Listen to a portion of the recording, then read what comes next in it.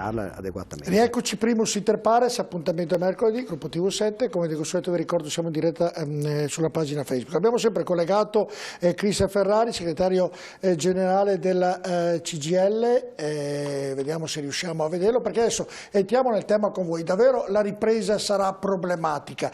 Io sento dei ragionamenti, Ferrari, che riguardano lo sport, che riguardano la vita, giustamente bisogna riprenderla perché il fattore economico è un fattore importante, però c'è tanta gente anche che insomma non guarda la sanità, guarda obiettivamente il problema economico, perché poi mi dicono, quando faccio la domanda che ha fatto lei, e chi paga la bolletta, e chi paga l'IVA, e chi paga questo, e chi paga quell'altro, e qui credo sarebbe giusto che lo Stato dovrebbe intervenire in maniera più prepotente e senza tutte quelle garanzie italiane che la burocrazia inventata dagli italiani costringe a fare, o no?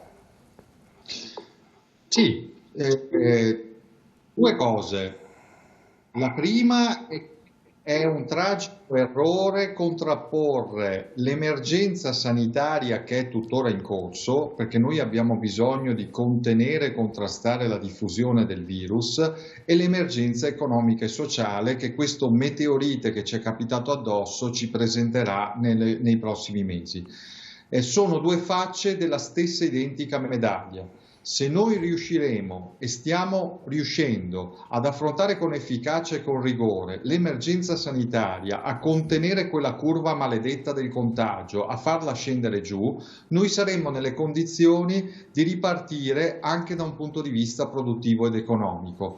Fare scelte avventate, fare scelte disinvolte, fatte prima, non solo mette a rischio la salute delle persone, a cominciare da quelle più fragili di cui abbiamo parlato questa sera, perché poi quello è il punto, perché il rischio di un'ondata di ritorno dei contagi, quando abbiamo una popolazione che al 90% è totalmente suscettibile di contagio del virus, e quindi è chiaro che dobbiamo evitare questa cosa qui.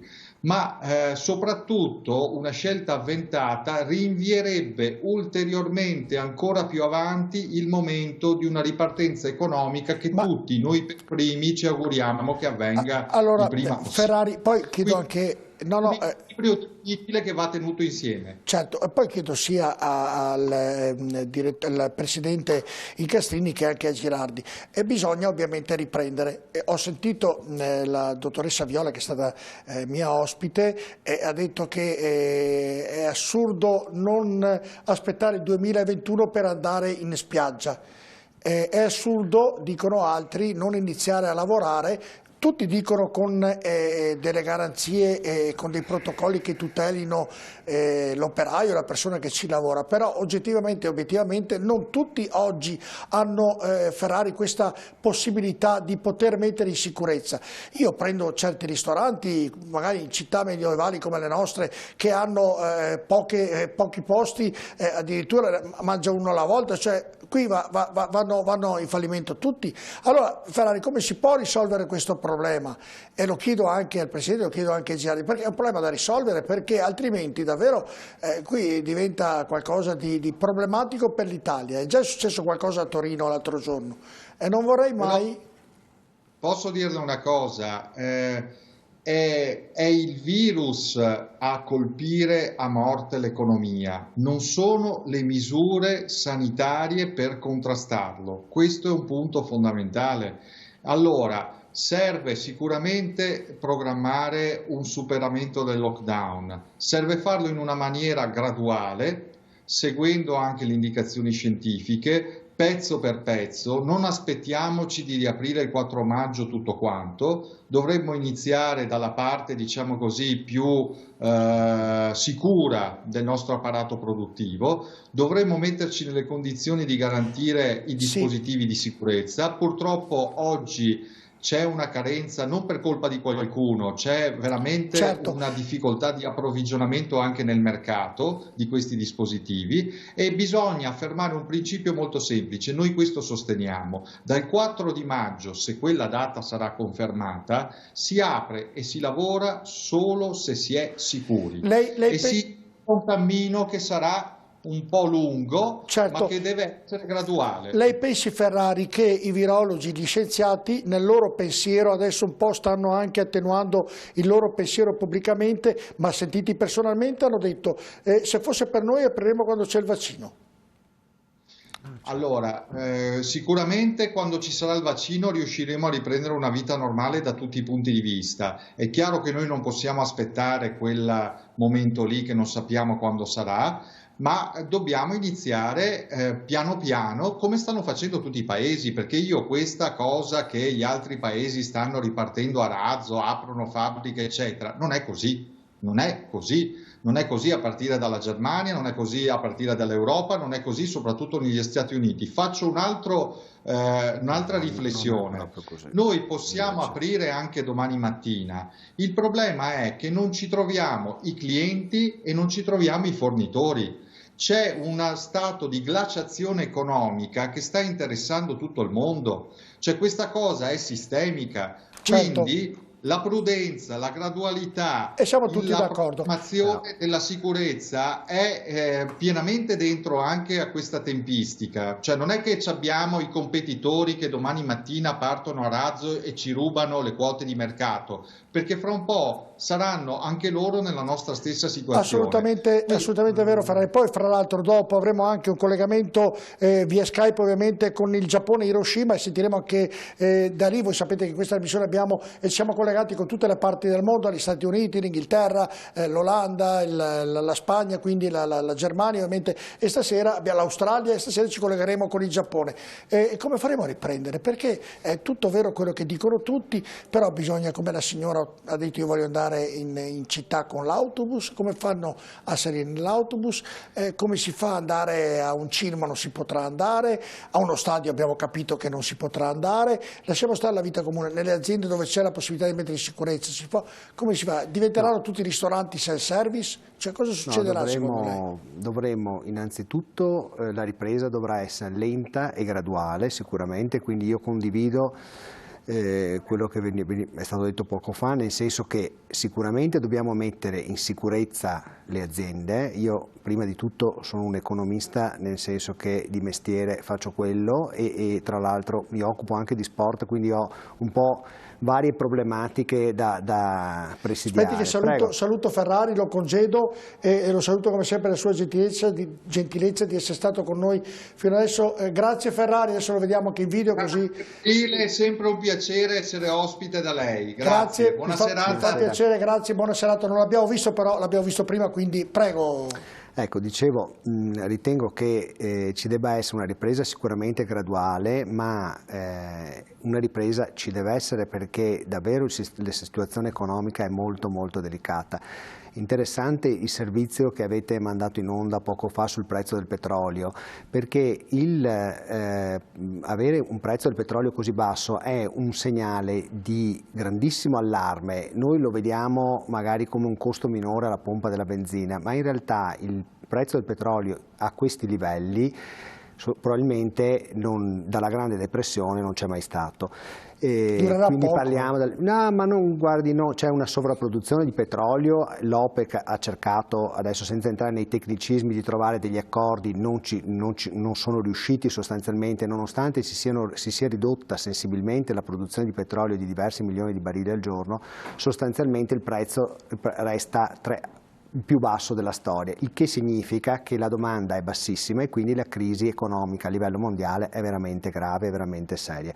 Quindi noi dobbiamo ripartire, sicuramente essendo estremamente rigorosi, quindi i cittadini per primi devono essere, ritengo, rigorosi, noi tutti dobbiamo dare l'esempio e dobbiamo cercare di far ripartire l'economia, innanzitutto quella. Poi è tutto vero, però dobbiamo ragionare.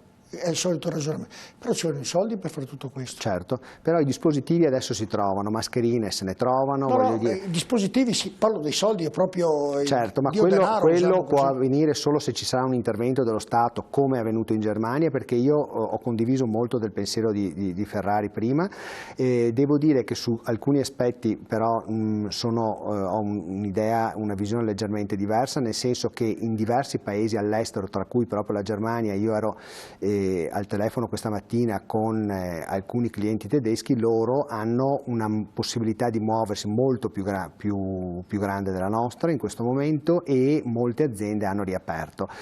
L'intervento dello Stato tedesco, che evidentemente ha anche delle risorse diverse, è stato un intervento veramente forte sull'economia, i soldi stanno arrivando e sono già arrivati, cosa che in Italia, da quello che mi risulta, è quello che le sto dicendo, cioè... No, ma su questo siamo assolutamente d'accordo, ma lì solo lo Stato può intervenire, può giocarsi la partita dell'Unione Europea in una certa maniera e deve trovare le risorse perché i soldi arrivino alle famiglie, perché le risorse... Io vorrei vedere oggi, hanno aperto le banche, dovrebbero dare il quarto ma io vedo i nostri clienti che qualcuno ha cominciato a ricevere i 600 euro, qualcuno, non molti, forse la minoranza ad oggi. Questo non è una bella cosa.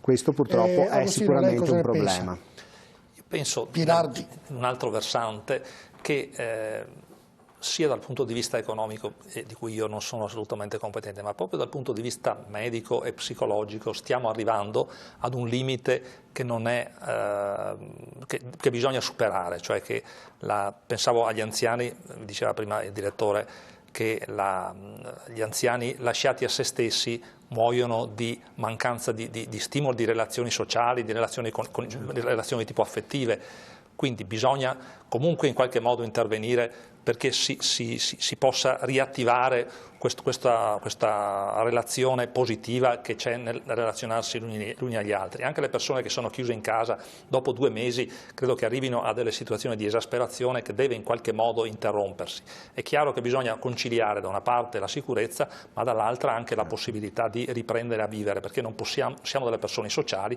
e abbiamo bisogno di vivere in un ambiente in cui le relazioni si riattivino un po' alla volta. Ci sarà fatica prima darsi la mano, il bacio all'italiano sulla guancia ovviamente. Anche prima veniva subito da darsi la mano all'assessore, ho detto no, fermo che mi fermo così. Siamo tutti, abbiamo paura poi che delle persone che abbiamo una fiducia perché tutti cercano di tenere le distanze come il protocollo dice.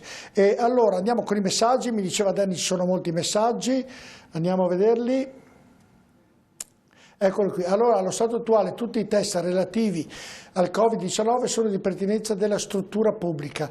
Perché non è permesso di poter effettuare il test presso una struttura privata a pagamento? Paolo, perché il protocollo, come diceva prima l'assessore Lazzarin, ad oggi non lo fa. Non vi sono neanche i laboratori privati, adesso ce n'è qualcuno che la Regione ha coinvolto, ma non c'erano fino a qualche giorno fa, sì. Non esistevano laboratori privati che facessero solo l'istituto di microbiologia dell'azienda. Ovviamente Presidente diventa tra direttore e Presidente, quindi sì, ma guardi, non è quello lei il ha punto. capito il senso, non è un problema. Arriveremo rapidamente anche a questo. Tra qualche giorno già, sì. Andiamo al messaggio successivo. Anch'io ho la mamma in una casa di riposo, ma la videochiamata non compensa la visita del proprio caro. So che si stanno lasciando andare, che sono tristi e purtroppo non vorrei perderla e non per colpa del virus. Grazie, ma pensate a delle giuste precauzioni, ma pensateci. Allora, io do una risposta che mi ha dato il Presidente nell'ultima videoconferenza che abbiamo fatto e ha detto, noi potevamo, mi corregga se dico un'inesattezza, noi potevamo anche assumere del personale, però gli anziani sono abituati a vedere gli operatori sempre gli stessi e assumendo delle persone sconosciute poteva essere un trauma per gli anziani stessi. Ho fatto questo cappello alla risposta che lei vuole dare a questo nostro telespettatore. Sì, allora il tema delle videochiamate è un tema importante, nel senso che noi ad esempio le abbiamo introdotte, gestita l'emergenza. No, ma loro volevano la presenza fisica. Certo, ecco, e però condivido pienamente e mi richiamo anche a quello che diceva il professore, nel senso che noi siamo esseri che hanno bisogno di relazioni, quindi la nostra preoccupazione in questo momento, gestita l'emergenza e la stiamo superando fortunatamente, è proprio quella di cercare di consentire agli anziani, ai nostri ospiti, ma agli anziani in generale, di avere una vita sociale. Hanno bisogno sicuramente di muoversi, hanno bisogno di uscire dalle loro stanze, di andare, stanno pranzando, cenando a tavola. Non una provocazione, così do un'idea che avete pensato sicuramente. Non si possono mettere dei prestiti di divisione tra l'ospite e il paziente? No, ma allora quello che adesso non possiamo, perché le direttive regionali e nazionali sono chiarissime, ma dopo il 3 maggio, nella speranza che vi sia una riapertura, potremmo sfruttare gli spazi esterni, per esempio, e quindi ipotizzare, come abbiamo già fatto in una residenza per anziani autosufficienti, e lì evidentemente le condizioni sono molto diverse perché loro, essendo autosufficienti, capiscono perfettamente il problema e si possono relazionare, però abbiamo consentito ai parenti, ai familiari, in maniera contingentata, con tutti gli ausili eccetera eccetera, di incontrare i loro cari all'esterno della struttura, e questo evidentemente. Poi adesso passiamo alla fase 2 anche per i non autosufficienti, e quindi cercando appunto di trovare una soluzione proprio per questo. Non prendetevi per maleducato se vi interrompo, ma molte cose ancora da farvi vedere, da farvi sentire, quindi dovrò fare questo per quanto riguarda la trasmissione. Andiamo a conclusione dei messaggi, non ricordo quanti ne mancano, se Dennis mi è di aiuto, vediamo, eccolo qui. Vorrei sapere se c'è un farmaco che è più efficace di un altro oppure sono tutti alla pari, e se è più facile scoprire prima il farmaco che arrivi prima il vaccino o che arrivi prima il vaccino. Grazie. Poi avremo collegato dicevo il presidente della fondazione di ricerca Francesco Pagano, che lui ci darà qualche novità che già qualcuno conosce, cercheremo di capire e di rispondere anche a questo quesito. Ci sono dei protocolli di studio di farmaci, bisogna verificare l'efficacia, la tollerabilità dei farmaci, verificare sul campo se questi sono efficaci e poi applicarli. C'è bisogno di tempo, insomma, però certamente i farmaci forse sono già a un punto diverso. Il vaccino si parla forse di fine anno prossimo, i tempi non sono così ancora maturi. Di solito per un vaccino, Giraldi, ci vogliono un paio d'anni abbondanti, mi dicevano. Questa volta presumo che cercheranno di farli prima. Con l'Ebola addirittura l'hanno fatto in nemmeno un anno, insomma, hanno prodotto i primi, tanti erano morti. Tanti sono impegnati in maniera molto forte per poter produrre il vaccino, però teniamo conto che ci sono delle difficoltà, anche perché il virus tende un po' a mutare, come il problema dell'influenza, non basta il vaccino una volta, ma probabilmente bisognerà ripetere il vaccino periodicamente, è una cosa abbastanza complessa. Poi ne parliamo. Abbiamo collegato il sindaco di Monselice, Giorgia Bedin, e ovviamente che lì c'è una casa di riposo, allora tra poco la vedremo in video. Eccolo qui, buonasera, grazie di essere con noi questa sera. Allora lì a Monselice come va, sindaco, per quanto riguarda gli anziani ovviamente? Scusi, non ho capito la domanda. Come va lì a Monselice per quanto riguarda gli anziani nelle case di riposo? Purtroppo qui a Monselice abbiamo una delle case di riposo più colpite, diciamo, dall'epidemia, nonostante sin dall'inizio siano stati messi in atto i protocolli, insomma, del controllo, delle visite dei parenti, anzi sono state vietate sin dall'inizio, anche con qualche protesta magari, però purtroppo ci siamo ritrovati una ventina di giorni fa con il primo caso di paziente positivo.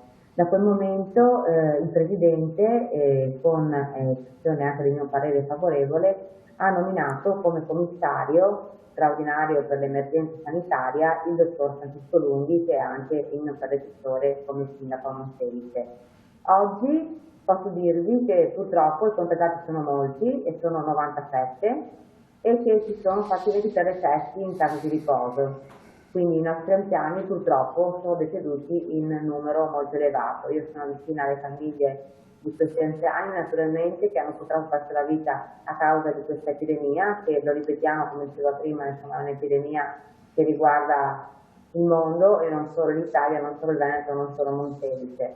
Sono stati messi in atto protocolli poi dal dottor Lunghi, per cui sono state create delle zone, per così dire, rosse, delle zone arancioni, delle zone verdi, quindi hanno suddiviso i pazienti, almeno da quello che insomma mi viene relazionato giorno per giorno dal commissario, i pazienti infetti da quelli sospetti di infezione e da quelli invece che erano assolutamente negativi, non sintomatici e quant'altro.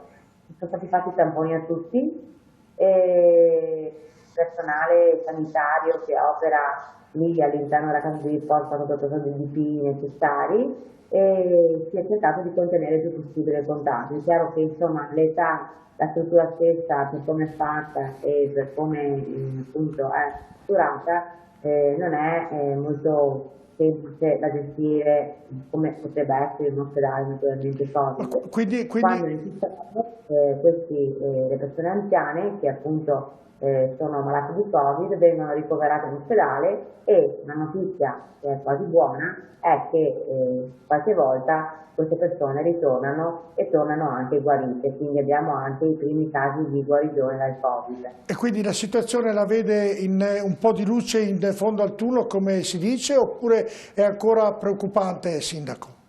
Io sono una persona positiva e quindi la luce in fondo al tunnel tento di vederla sempre, le dico la verità.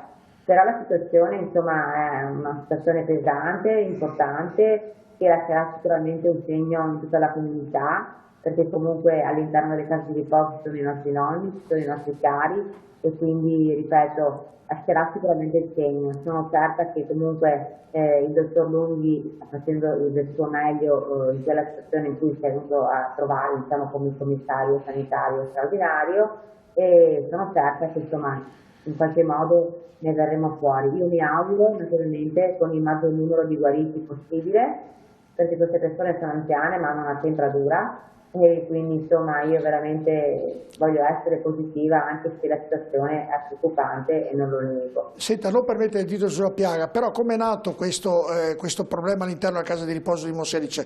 I parenti non potevano entrare, gli operatori della casa di riposo erano in sicurezza. Come è nata questa purtroppo, questa davvero zona rossa, definiamola così, in quella casa di riposo? Certo, lei mi fa una domanda alla quale io non le so rispondere, nel senso che non so quale sia stato diciamo, il portatore all'interno della casa di riposo di questo Covid, di questo virus. Purtroppo non ne sono a conoscenza e credo che in realtà non sappia nemmeno appunto diciamo, il responsabile sanitario della casa di riposo. Fatto sta che siamo trovati ad affrontare un'emergenza importante e considerevole nei numeri. Fin dall'inizio si è capito che insomma, la situazione era piuttosto grave perché su 60 tamponi effettuati all'inizio 30 erano già positivi al primo tampone, quindi voglio dire eravamo già un 50% dei tamponi effettuati e di lì poi il numero è cresciuto ovviamente purtroppo a causa appunto, ripeto, anche non solo dell'età dei pazienti che sono all'interno della casa di riposo, ma a causa della facilità di contagio e di trasmissione di questo virus, specialmente negli ambienti insomma, dove si è tutti. Senta Sindaco, ad oggi dei pazienti in questa casa di riposo possiamo dire, ci può dare un po' delle persone che potranno uscirne, se sono la maggioranza oppure se i parenti devono preoccuparsi delle persone che stanno vivendo all'interno di questo RSA, cioè, o può tranquillizzarli insomma?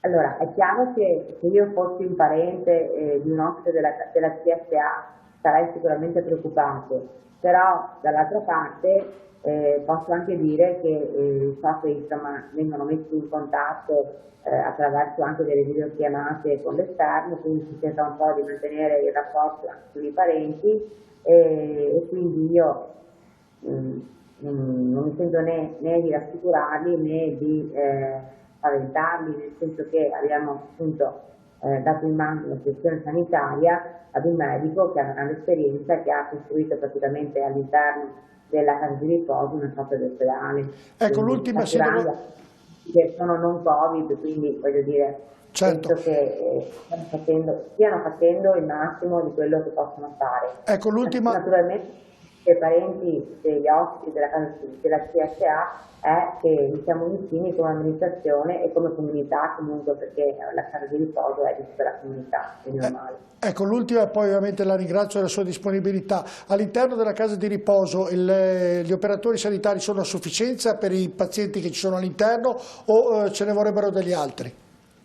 Ecco, allora su questo devo dire che purtroppo è difficile, parlavo questa mattina con il dottor Lunghi anche di questo problema, è difficile riuscire a reperire infermieri e OSS. Abbiamo avuto però la, tra virgolette, fortuna di avere un'altra CSA, che è quella di Noventa Padovana, che mi ha contattata e che ha messo a disposizione una sua host che è venuta volontaria qui nella casa di riposo di Monfelice e quindi a darci un aiuto. Ecco, si voleva cercare di dare anche un buon esempio. Io ringrazio ancora il direttore di quella casa di riposo di Noventa Padovana, proprio perché probabilmente facendo rete fra le case di riposo che hanno meno problemi con quelle che magari ne hanno di più, quindi dando a disposizione anche magari del personale, probabilmente ci potrebbe essere più di aiuto a creare quella rete che fa comunità e che fa la differenza in questo momento. Gli operatori attualmente presenti nella casa di riposo sono in un numero, diciamo, lo stretto necessario, perché in realtà devono fare dei turni spesso pesanti e massacranti, e io li ringrazio davvero per il loro operato, per la loro forza di volontà, per essere rimasti lì in un momento così difficile, quando magari sarebbe più facile dire mi metto in ferie. Quindi persone che fanno il loro lavoro con amore, con stima, con amore anche per le persone che accudiscono, per gli anziani che accudiscono, per i pazienti che accudiscono, per gli ospiti a cui ormai sono anche, molti sono anche affezionate, perché appunto sono operatrici che sono lì da anni.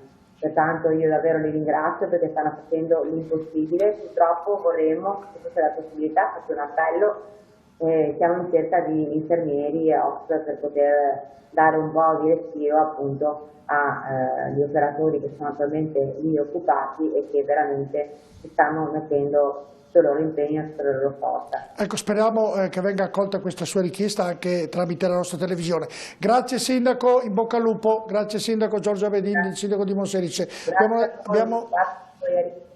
Grazie, abbiamo una telefonata, sentiamo. Certo che quando gli chiedi, Presidente o Dottor Girardi, gli chiedi di quelli che sono, può tranquillizzare in positivo? Noi sì, perché i nostri sono guariti. No, 50, lei sì, però 50, lei ha detto, ma certo, dipende dalla fase, noi siamo già... Il sindaco di Monselice ha detto no, non posso né dire... Come l'ha presentato, siccome non era proprio tanto tranquillo. No, decisamente no. Certo, però era molto preoccupato. Piena, mi sembra. Ho il telefono, non ho capito. Era ancora una fase 1 proprio di sviluppo dell'infezione o di stato. Rossa.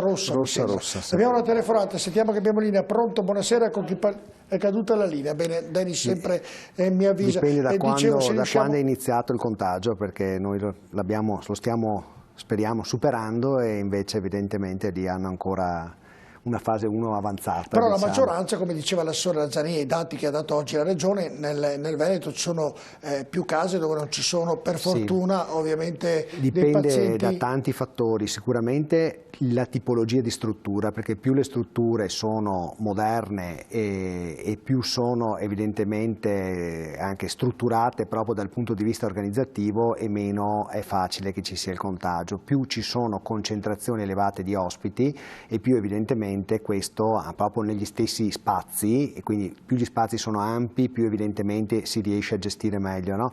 Ed evitare il contagio.